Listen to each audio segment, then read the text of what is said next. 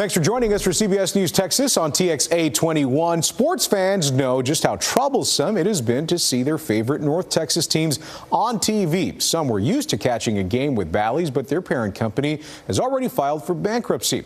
And as our media partners over at Texas Monthly have seen, there's been a shakeup and a so-called streaming war now happening.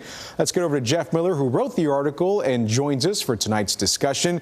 Jeff, as we know, money, very big motivating factor here, but so is the size of the audience. How are the Dallas Stars changing up their game with their streaming model now?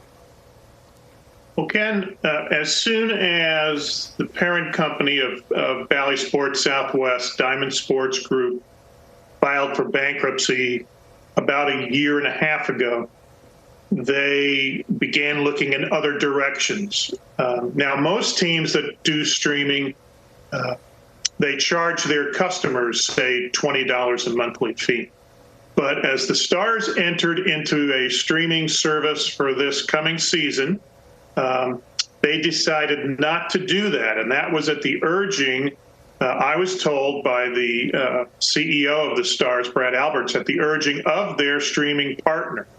And so they started their streaming of games last Saturday with the first of their exhibition games.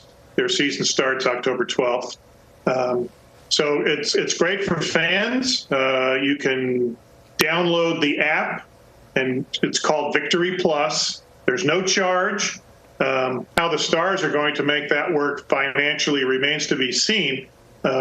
They are selling advertising, and that appears to be the bulk of the income that's going to be derived from this.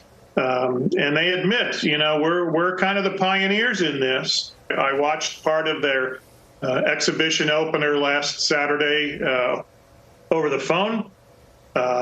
Same wonderful quality, and we'll see how that works out for the Stars. Well, when it comes to the Mavericks, they're going a different route. Talk a little bit about their plan and some of the reporting about the finances involved that you have figured out.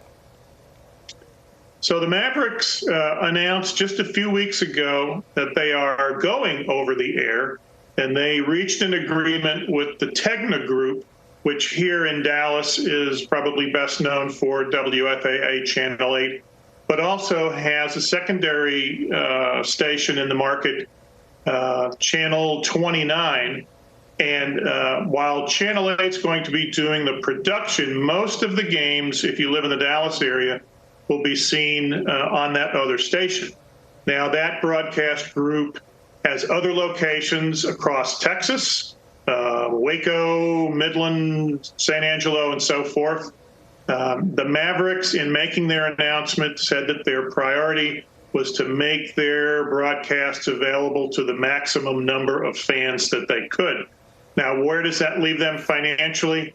I asked to get some time with the front office there, and I was unable to do so. And I spoke with a reporter, Anthony Krupe, who writes for the sports business website that's called Sportico.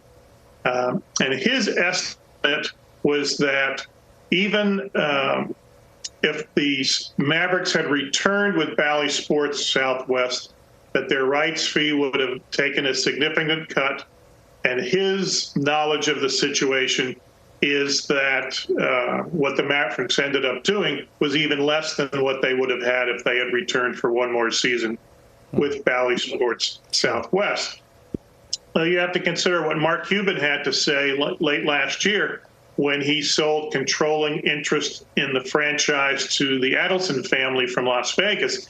He said the main reason that he was getting out was that he could not figure out how to replace those rights fees, the revenue that was coming in from that, and that the Adelson family was better able to tap different areas of their family businesses to make up for that difference of revenue.